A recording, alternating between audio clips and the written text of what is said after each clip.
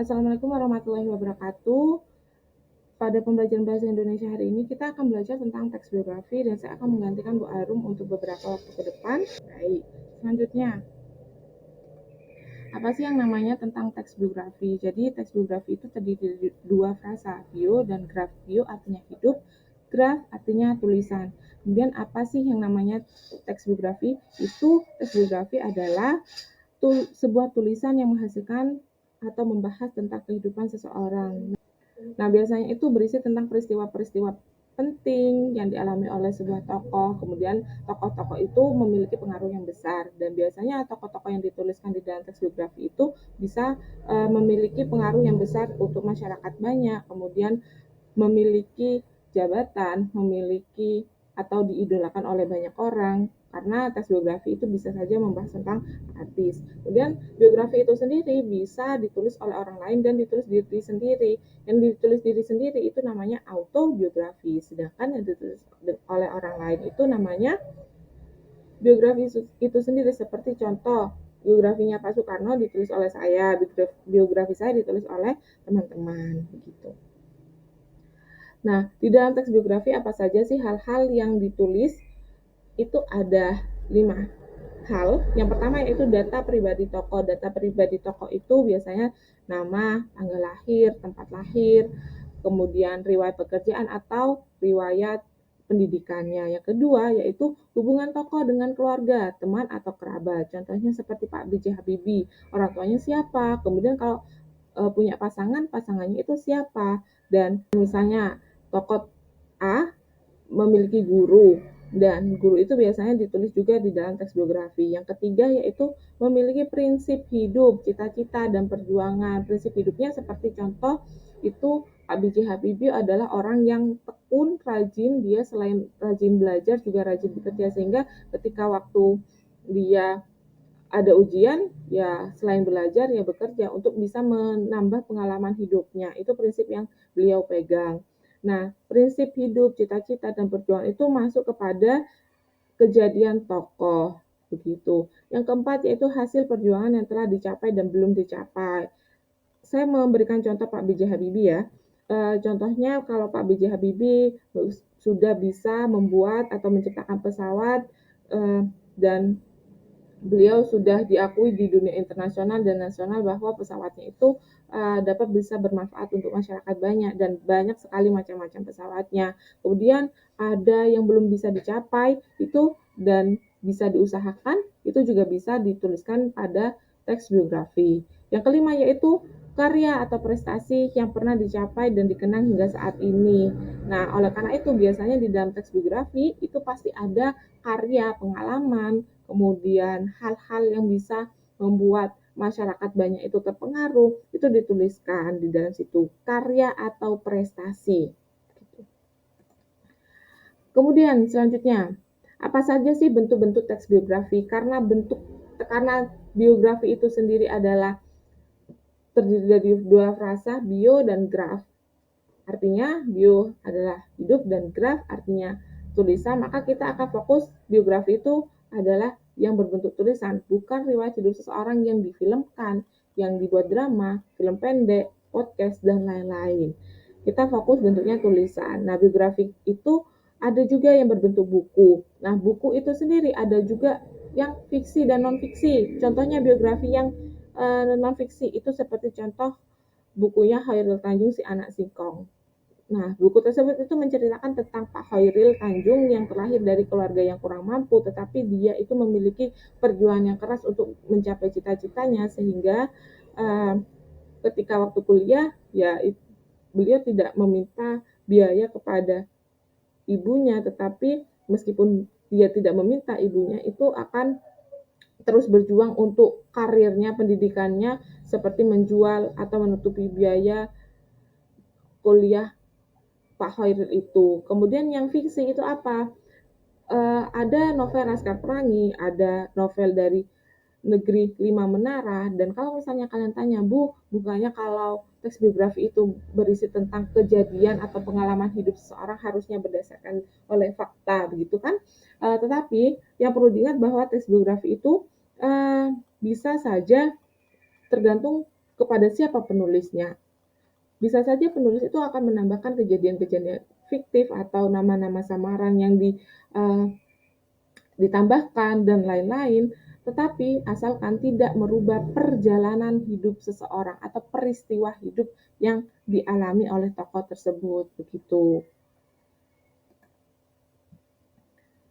Selanjutnya lagi, setelah kalian membaca teks biografi seperti Pak Khairil Tanjung, Laskar Pelangi, Negeri Lima Menara, pasti ada manfaatnya membaca teks biografi. Secara umum, saya menyebutkan dua, bisa menjadi motivasi diri. Ketika kalian sudah membaca teks biografi, harapannya itu akan bisa menjadi motivasi diri kalian, karena apalagi kalian sudah berada di bangku kelas 10 lagi, terakhir masa-masa sekolah di SMK begitu. Untuk yang bekerja ya bekerja, untuk yang melanjutkan pendidikan yang melanjutkan pendidikan. Tetapi selama kalian berada di SMK, paling tidak kalian punya motivasi di dalam diri sendiri.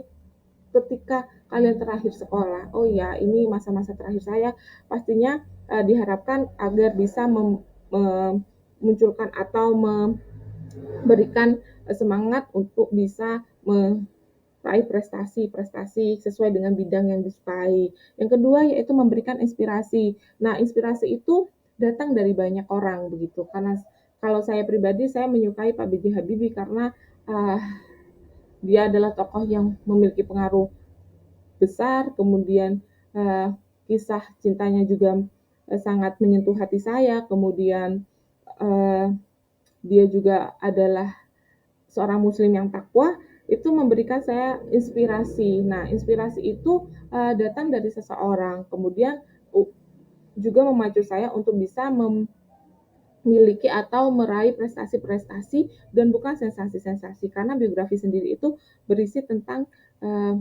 hal-halnya itu adalah salah satunya yang ditujukan adalah prestasi atau pengalaman hidup yang dapat diberikan inspirasi atau dicontoh oleh orang banyak, begitu ya. Kemudian selanjutnya struktur teks biografi. Nah, struktur teks biografi itu ada 3, orientasi, peristiwa penting, dan reorientasi. Kalau orientasi itu sendiri berisi tentang informasi, latar belakang kisah atau peristiwa yang berkenaan dengan kapan, siapa, dan bagaimana peristiwa itu terjadi. Kemudian yang kedua yaitu peristiwa penting atau important event, yang di dalamnya itu berisi tentang rangkaian peristiwa yang disusun secara kronologis dari waktu. Jadi dari awal hingga akhir meliputi kejadian utama tokoh. Dan yang ketiga yaitu reorientasi. Reorientasi itu opsional sifatnya, boleh ada, boleh tidak. Ada beberapa teks biografi yang ada, nggak apa-apa. Ada yang tidak ada juga nggak apa-apa. Di dalamnya itu berisi tentang simpulan atau komentar evaluatif mengenai rangkaian peristiwa yang diceritakan sebelumnya. Nah, bisa saja seperti kalau di dalam reorientasi itu pengalaman atau prestasi-prestasi yang dialami oleh tokoh biografi itu dibahas lagi, tetapi lebih singkat begitu, tidak apa-apa. Kemudian ada cara penggambaran karakter unggul tokoh. Jadi caranya itu ada 4. Yang pertama, saya jelaskan, saya ini mengambil dari bukunya atau biografinya Pak B.J. Habibie.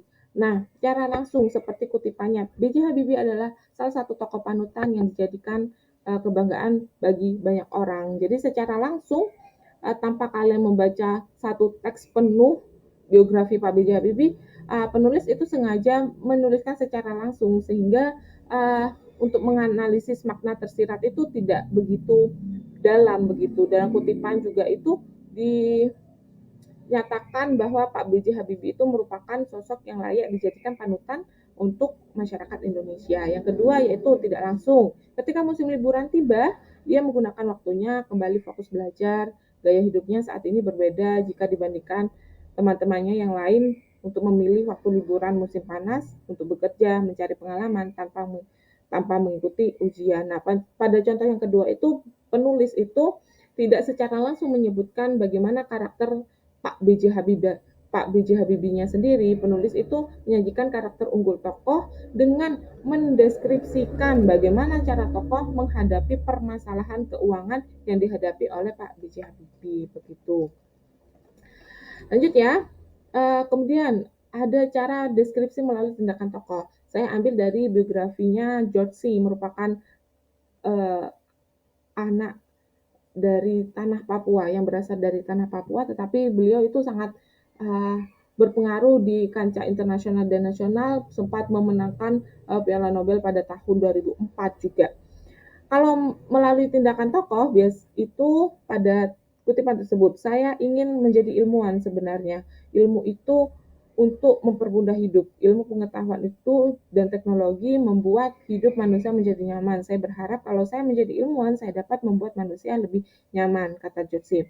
Nah, dari kutipan tersebut, tokoh secara deskripsi menjelaskan bahwa beliau itu ingin menjadi ilmuwan karena karakter unggulnya itu karena dia menganggap bahwa ilmu pengetahuan dan teknologi itu bisa membantu orang, karena itu beliau ingin menjadi seorang ilmuwan.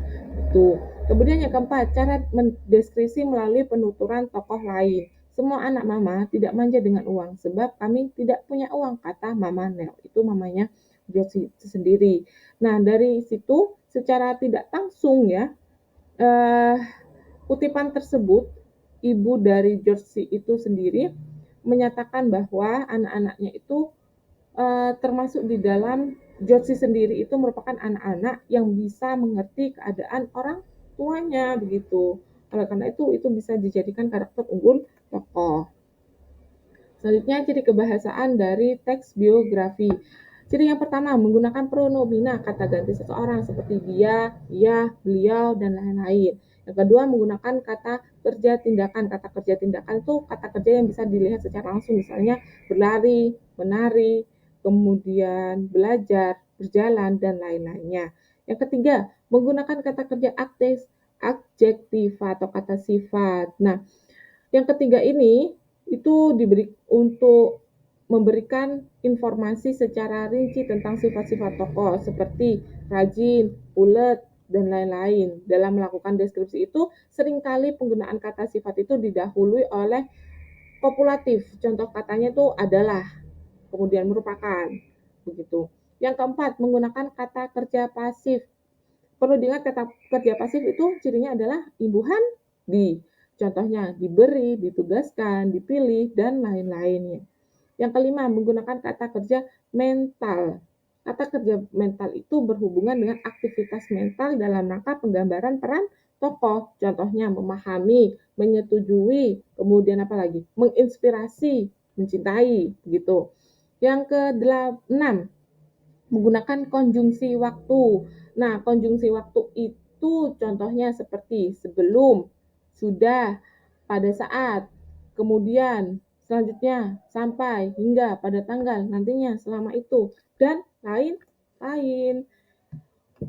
Nah, yang terakhir, langkah-langkah menulis teks biografi. Yang pertama, memilih tokoh atau sosok. Nah, seperti saya menyukai sekali Pak B.J. Habibie. Itu oke, itu sudah memilih. Kemudian yang kedua, menentukan teknik pencarian data. Apakah mau cari data langsung atau mau studi kasus atau bagaimana? Itu dikembalikan lagi kepada penulisnya. Yang ketiga, mencari data tentang tokoh. Nah, mencari data tentang tokoh itu bisa saja lewat wawancaranya beliau dengan orang lain, kemudian berita-berita yang membahas tentang beliau, dan lain-lain. Yang keempat, memilah data yang relevan dengan tokoh. Misalnya seperti kalian menyukai idola, artis, penyanyi, siapa ya? Contohnya Rizky Febian. Rizky Febian itu berbakat atau memiliki banyak karya tentang di bidang musik, tetapi kalau kalian mencari datanya itu karya Rizky Febian di bidang olahraga itu sedikit tidak relevan atau sama sekali tidak relevan. Oleh karena itu harus relevan. Yang kelima, menyusun kerangka tulisan. Menyusun kerangka tulisan itu seperti kalian menyusun strukturnya. Nah, strukturnya itu disusun. Ditentukan paragraf utama dulu.